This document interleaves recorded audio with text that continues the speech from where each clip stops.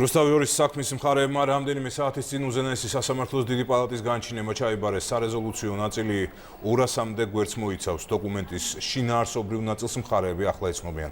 დღესვე ამ საქმისთან დაკავშირებით პირველი კომენტარი გააკეთა უზენაესი სასამართლოს თავმჯდომარემაც. სოფო ბერიძე ისაუბრებს ახლა პირდაპირ ეთერში ამ თემასთან დაკავშირებით და სოფო როგორია მხარეთა პირველი შეფასებები. ლევან, მხარეთა შეფასებამდე გეტყვით, რომ უზენაესი სასამართლოს თავმჯდომარე დღესაც მოკლე კომენტარით შემოიფარგლა. მან თქვა მხოლოდ ის, რომ სასამართლომ დაიცვა კანონი, როდესაც ვიდრე განჩინების სარეზოლუციო ნაწილი მხარეებს არ ჩაბარდებოდა, სასამართლომ თავი შეიკავა რაიმე ტიპის განცხადების გაკეთებისაგან. როგორც ცნობილია, ტელეკომპანია რუსთავი ორის მხრიდან კითხვები იყო დასმული დიდი პალატის დაკომპლექტებასთან დაკავშირებითაც და ამ თემაზეც ნინო გვენეტაძემ თქვა მხოლოდ ის, რომ სასამართლომ დაიცვა კანონი. რაც შეეხება თავად მხარეებს, 190 გვერდიან დოკუმენტს მხარეები სწორედ ახლა ეცნობიან. ტელეკომპანია რუსთავი ორის ადვოკატი ამბობს, რომ სასამართლოს მსჯელობას ისინი გააგზავნიან აუცილებლად სტრასბურგის ადამიანის უფლებათა დაცვის სასამართლოში და რაც შეეხება დიდი პალატის დაკომპლექტებას, ადვოკატი ამბობს იმასაც, რომ გაირკვა, რომ სასამართლომ არ გაითვალისწინა მათი შუამდგომლობა რამდენიმე მოსამართლის აცილებასთან დაკავშირებით. საქმის შინაარსობრივ ნაწილს არ იცნობს ასევე არც ქიბარ ხალვაშის ადვოკატი და ისიც სწორედ ახლა კითხულობს დოკუმენტის შინაარსობრივ ნაწილს.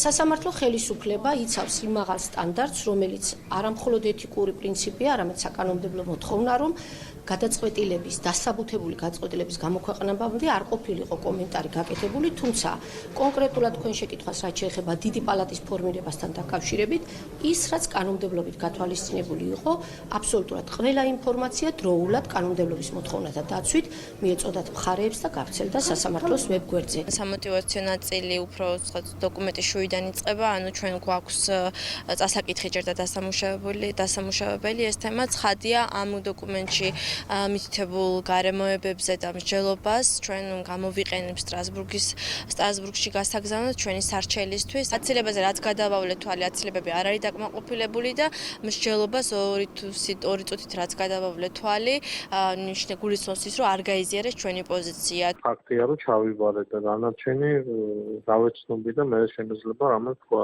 ჯერჯერობით სამწუხაროდ ვერაფერს ვერ გეტყვით. მარტში მიღებული გადაწყვეტილებით უზენაესმა სასამართლომ ტელეკომპანია რუსთავი ორი ქიბარ ხალვაშს მიაკუთვნა. ამის შემდგომ ტელეკომპანიამ ეს საკითხი გაასაჩივრა ევროპის ადამიანის უფლებათა დაცვის სასამართლოში და სტრასბურგის სასამართლოს გადაწყვეტილებით ამ ეტაპზე ამ საქმესთან დაკავშირებით ნებისმიერი ტიპის აღსრულება დროებით შეჩერებულია. დიდი მადლობა სოფო ბერიძე იყო.